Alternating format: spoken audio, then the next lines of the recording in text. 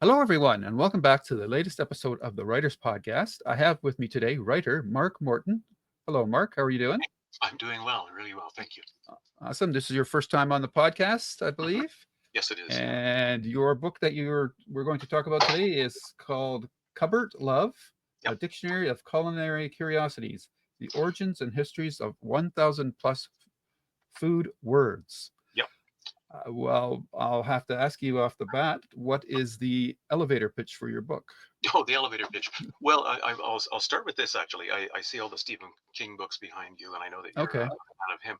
And I probably would say no book can be more different from a Stephen King novel, I think, than this one. So this is the dictionary, an etymological dictionary. And etymology means the origins and histories of words. Okay. So it's a etymological dictionary of food words and cooking words, things like that. Where those words came from, how they've changed over time, why they're interesting, and they're almost Okay. all of them are really interesting, I think.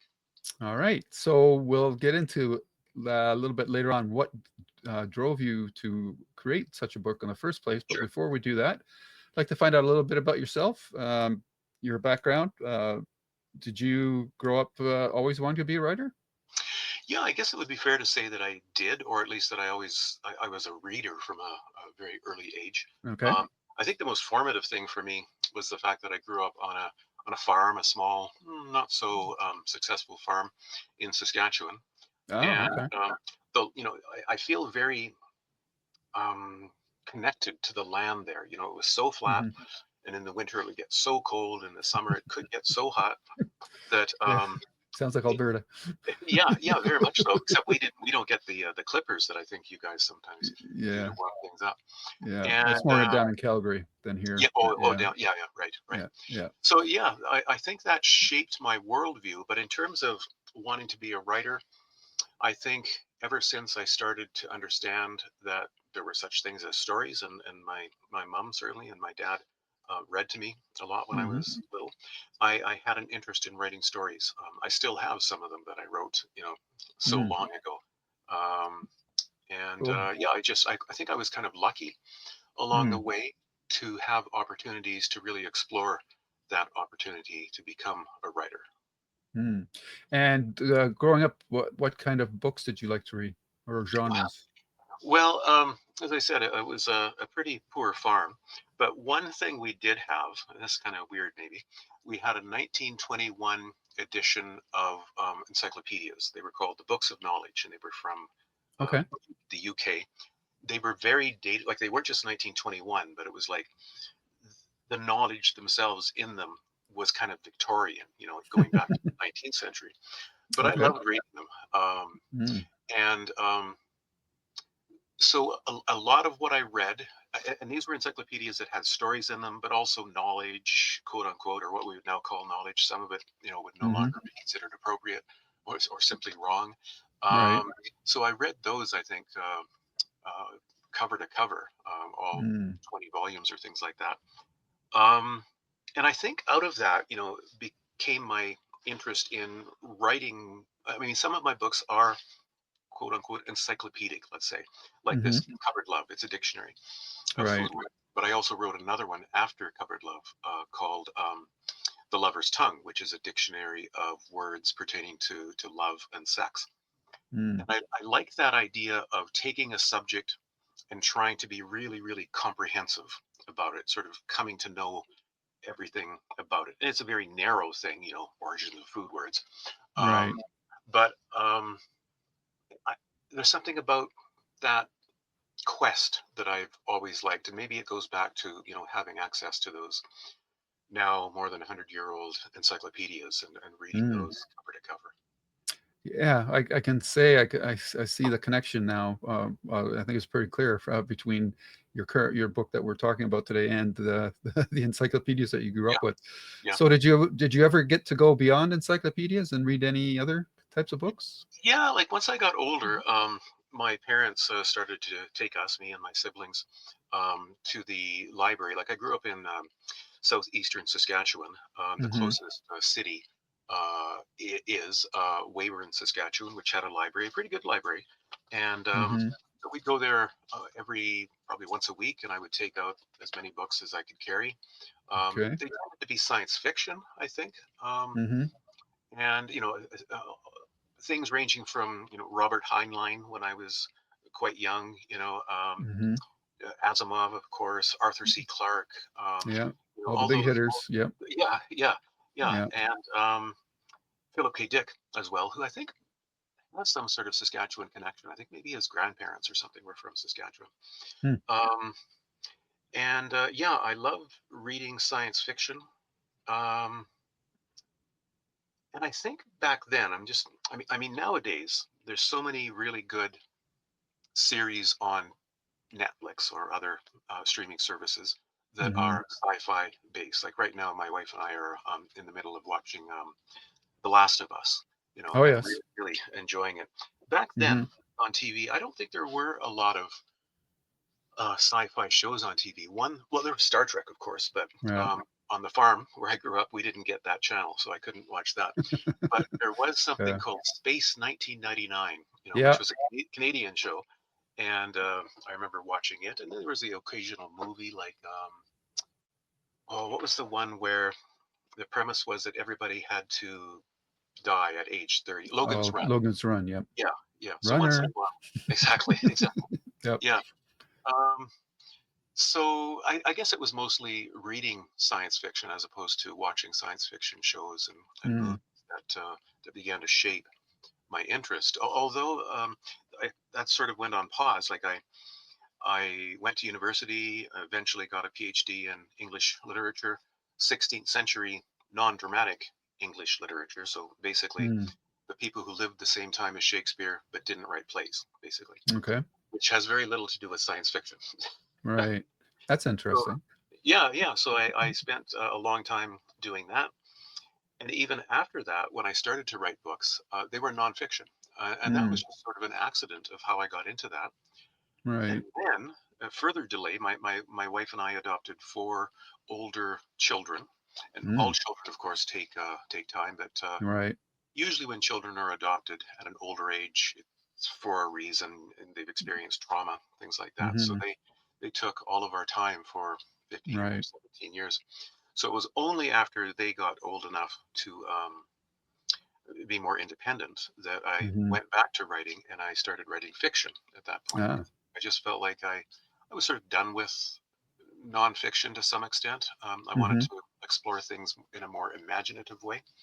Mm-hmm. But having said that, I was so happy. I was so delighted when Ed Willett from Shadowpaw Press asked me if I would like to um, have a new edition of Cupboard Love, because Cupboard Love Mm. first came out in '96. It was my first book. Then I think a second expanded edition came out in, I don't know, 2002 or something like that. And now this third edition is, 25 or so years later. Mm-hmm. And it just feels really good to have it back in print, so that, because I love the fact that people can learn about word origins and people can Sure. read what I've written. And I think it's a great book. I think it's full of knowledge. And I think it's full of humor as well. I tried to Mm-hmm. bring a lot of humor into each entry. There's about 1,000 entries in it. Okay. So I imagine the writing process for that type of book, nonfiction books in general, are a bit different, but they do tend to tell a story. Are you telling a story at all with your Not with, cover? no, not with Cupboard Love. So it's Um, more like a dictionary. yes, yes. Okay. Each entry, like there'd be an entry for avocado, for example, and I would Right. explain, well, it came from a Nahuatl word, a language from Central America, and in that language, I hope it's okay for me to say this, it meant testicle. And Mm-hmm. then we adopted that Nahuatl word into English, and it eventually became our word avocado. Um, Okay. so yeah, that's basically what it does. It takes I hope it's pretty comprehensive. Although every once in a while I come across a word and I think, oh, I don't think that's in Covered Love. I wish I had thought of that one. Mm-hmm. But yeah, each entry is independent. Although it'll cross reference. Sure. And is it the like ordered A to Z kind of Yeah, thing? it is. And how did you research all these words? Well, I was really lucky with the timing there Mm-hmm. because, the Oxford English Dictionary, that's the one, the full version Mm-hmm. takes up about 4 feet on a shelf. And it was started in, I think, the early 20th century and took decades and decades before it was done. It existed for a long, long time. Mm, But around the time that I started to think about writing a etymological dictionary, the CD-ROM version of the Oxford English Dictionary was issued by mm, Oxford University Press, and it was expensive. It was a couple $1,000, and this was like back in 1995 or so. But I bought it, and that allowed me to do searches and research that would have been impossible with sure. just the paper version. I could do Yep. things like I could search for entries, any entry that contained the word bread or beer or something like that, and Food. it was immensely helpful. Yeah, yeah, exactly. Um, and so that allowed me to find words that I would never have thought of, or words that I wasn't even aware of, like Yeah.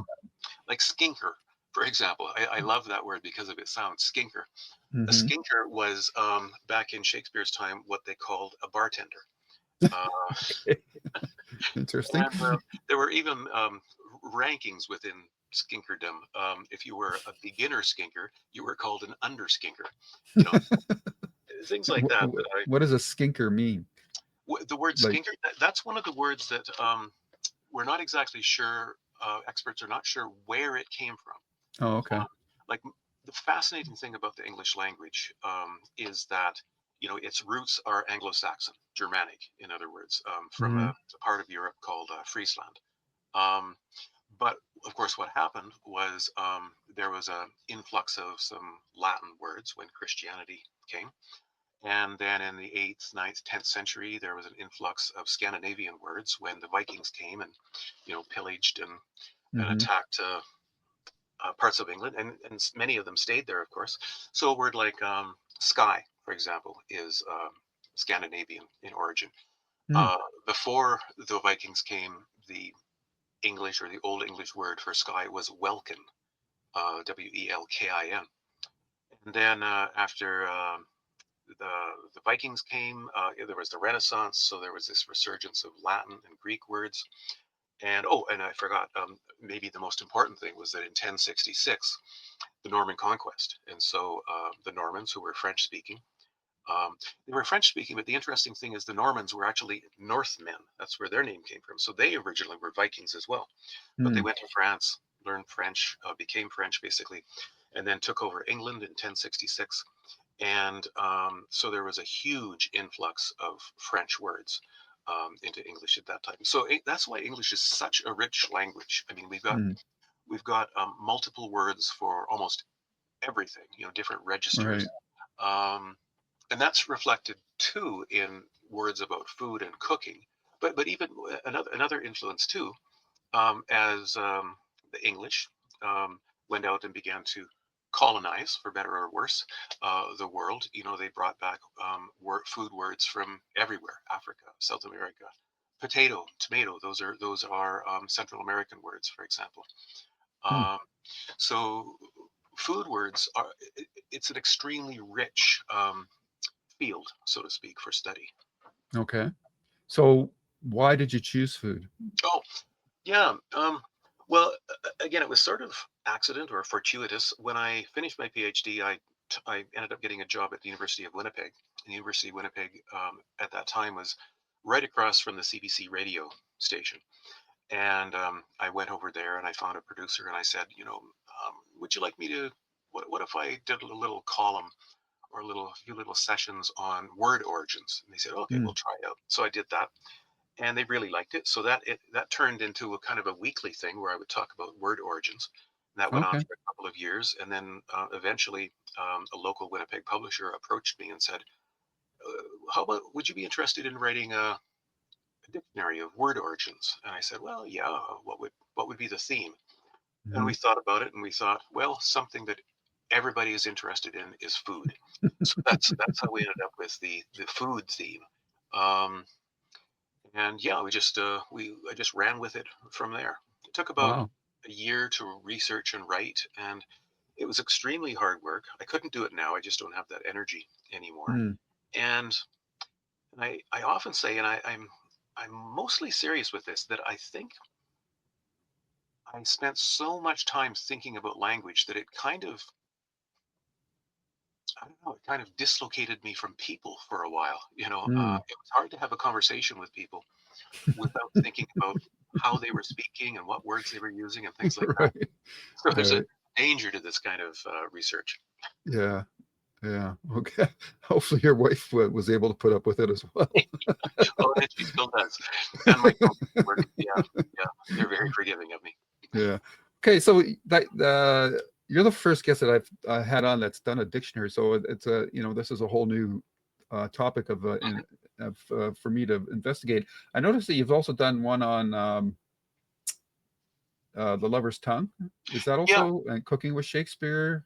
yeah, yeah. The Lover's Tongue. That's another etymological book, but it's Right. not a dictionary because it's not individual entries, but Okay. rather I think there's like 12 chapters, and the first chapter I think deals with love words, and the second chapter with breast words. And it kind of Sure. gets a little more explicit as it goes on. So it's Okay. more like there's 12 essays about Oh, okay. different areas of sex words and love words. Have Yeah. you what you already kind of mentioned that you don't have the energy to do that kind of dictionary again, but I was just wondering because I would think for writers in general, your covered love would be a great resource for them. And I don't know if has other writers come up to you and mentioned that they, this is on their shelf of reference books that they use Yeah, quite a bit, or absolutely. Both other writers and also people who are working uh, in the food industry, ah, in hospitality. right, I'll occasionally get emails saying, I've got your book and I use it a lot. Or so I've got some people who've contacted me and they teach at culinary schools, and hmm, they actually have their students get it and look at that aspect of food as well. So it's not just the preparation of food, but about food language as well. hmm, Um, and even now, there's sort of a cluster of magazines in the U.S. and I think Canada, and it's called like Oklahoma City Edible, for example, and it's okay, about food in that region. hmm, And they asked me a while ago if they could uh, take the occasional entry from my book from Cupboard Love just to include it in a little sidebar kind of thing, and they pay me for that. hmm. So people are still reaching out and have a great interest in it. I think, yeah, Oh, that's very cool. Um, Now you've mentioned that you had done some fiction as well. Is like, what are you working on right now? Are you working on any sort of fiction or nonfiction yeah, projects? yeah. Like the book that I published about a year and a half ago is called The Headmasters, and it's a dystopian young adult novel. Okay. So very very different from the other kinds of nonfiction that I was doing. Hmm. Um, and then I have finished another novel, also dystopian, but not young adult. And, I'm just trying to see if I can find an agent to help me find a publisher for it. I love working with Shadowpaw. Ed Willett is a genius. Hmm. He's so careful and meticulous with things. Um, but having said that, it would be nice to find well, ideally, I would love to have one of the five big publishers in Canada, Right. take it on. Highly unlikely that will happen, but it's Hmm. worth a shot. Yeah. Any thoughts of self-publishing? I don't know. I have a friend in Winnipeg, and he's a great writer, and he has self-published all of his books, and they do really well. Hmm. Um, and I know that um, Creative Edge, the marketer for Shadowpaw Press, also represents some other authors who are self-published, and they have done really, really well. Hmm. Yeah. I like we were talking before the show. I know like Robert J. Sawyer. He used to be with big houses, but now he's self-publishing as well, Yeah, and yeah, to a large degree. I think he does. latest book downloaded was with Downloading. Shadowpaw Press, but he also had a deal with Audible Yeah, as well. So that's right. That's right. that's the benefit of being self-published. Now, your your fiction process for writing must be a lot different than your nonfiction process. Yeah. Like my nonfiction process, um, both metaphorically in my mind, but also Hmm. physically in my studies in various places, were like Hmm. full of tiny little cubby holes that had slips of knowledge in them, like where this Right, word came from, and strings connecting different kinds of words, stuff like that. So it right. was a very, very analytic process. Um, Hmm. Basically, it just required a lot of persistence. But yeah, I find that writing novels, writing fiction, it's much more synthetic. You know, if I could use that word, it's pulling things together, using my imagination, trying to create a world that doesn't Hmm. exist. Um, and that, yeah, for this time of my life is very enjoyable. Mm. I really like doing that. And it's Okay. you know, to a great extent, it's because of having these four kids and reading to them as they were growing up with us and things like that. It kind of Right. helped me discover the kind of reading that I did when I was a child. Oh, Brought me okay. back to that. Yeah. Cool. Now, do you like you said you enjoyed the process, but do you find it easy, or do you find nonfiction easier? Hmm. I would say, well, they're very different, of course, but I Hmm. think with fiction, with nonfiction, the word I used was persistence. Right. With fiction, there's something that's almost the opposite of that. You have to know when to stop trying and just kind of back off and let the ideas float around until they Hmm. settle, and then something will come to you. That has been my experience. Okay. Uh, so yeah, it's more about letting. It's less about hammering the book together and more Hmm. about letting the ideas and the story come to the surface. Right. And do you have to have the whole story in your head before you start, or do you like to just sort of let it open up as you write? Yeah, I usually start with the premise, Hmm. and I kind of have a sense of where I want the novel to end. Right. But as I'm writing it, I'm exploring. You know, I think of it kind of like walking through a forest, and you know that on the other side of the forest there's your destination, but Right. you're not exactly sure of the pathway. You go this way, and you know, eventually, occasionally, you can look up and see the North Star to help you get your bearings. Um, Right. but it's a process of discovery, I guess. Okay. And who is your North Star? Oh, I think without doubt. Well, okay, there's two. One would be Cormac McCarthy. I think he is just Okay. an astonishing writer. Well, he's passed away a couple of years ago. Right. Um, I mean, he to me, he's kind of reinvented prose. I don't know any other writer who writes like him. It's very, very challenging, Mm. but so rewarding. The other person would be, you know, going back to the mid 19th century, and it would be Herman Melville. You know, the Oh, author of wow. Moby Dick. I just Right. think Moby Dick and Cormac McCarthy's The Blood Meridian. I would say are the two greatest novels of the 20th century, to my mind, or Wow. of the last 200 years, I should say. Right. Yeah. Right. I gotta admit, I tried to read Moby Dick, and I couldn't. I couldn't get through it. It's long and it's a strange book. You know, he's got Yeah. a chapter where all he does is he talks about the whiteness of the whale, and it goes on for like 30 pages, different Yeah. metaphors describing whiteness. Yeah. Yeah, I couldn't get off. I couldn't get off the. I couldn't get off the land section of the book. while he's preparing. Yeah, well, there's Yeah. a great movie version of Moby Dick. With Gregory Peck.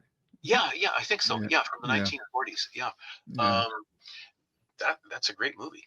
You know, and it Mm. takes out all the quote unquote extraneous stuff and just focuses on Right. the plot. Yeah, Hmm. yeah. Okay. So you've got you're working on young adult fiction right now. You've got the Headmasters, and what was the second book? Sorry, Well, the second one is called The Darkening Sun, The and Darkening it's Sun. dystopian. Okay. It's not for young adults, um, and it's a lot bleaker vision of a Mm. dystopian world. Okay. With the Headmasters, you know, it's dystopian, and it's about sort of these creatures that are controlling the remnants of humanity. but Okay. ultimately it's a book of hope, I think. Okay. Wh- Whereas my current one is much more gray or ironic, I guess I would say. Okay. What is it about dystopian fiction that allures you? Yeah, well, I recall something that I heard Emily St. John Mandel say. She's the author of the dystopian novel Station 11. Station 11. Yeah, Yeah. Great miniseries too, by the way, if you haven't seen it. yeah. I haven't yet. It's on my list. But Yeah. I heard her being interviewed, and they asked her that question, and she said, when you put somebody in a dystopian world where most of the comforts, the usual comforts, are stripped away, Hmm. it really reveals character very quickly. Right. Um, it it if you have somebody in a dystopian world, it turns them into a hero, very quickly, like somebody who rises to the challenge, or it turns them into somebody who's awful, who Right. becomes sort of the dog eat dog kind of approach. So I like that aspect, and it also, I think it draws on my strengths. Like, I'm not a very observant person, so if I Mm. had to write a novel, there was a scene in a Starbucks, it would just be awful. I can't recall what a Starbucks looks like, Um, but I can imagine what a burned out Starbucks might look like and what might Right. happen there. Yeah. Right. Okay. Is there anything else that you wanted to mention that hasn't come up during the course of our talk? Hmm. Well, I guess only that I feel very privileged to be at this point in my life, and hopefully I've got a number of years left, Hmm. in which I can now pretty much start to focus on writing. So I'm really, really looking forward to the next few years and see what I can produce. Like, I don't have any illusions that I'm going to become, Sure.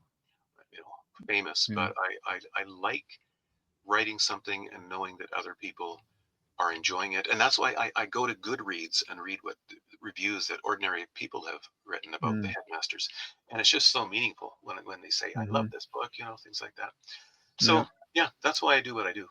Okay. And you can handle the bad reviews too? There's not too many of them. There are Oh, some. okay. There are some. And of course, I say to myself, oh, they didn't really get it, or they read it too Right. quickly. Yeah. Sort Yeah. of coping skills for bad reviews, I guess.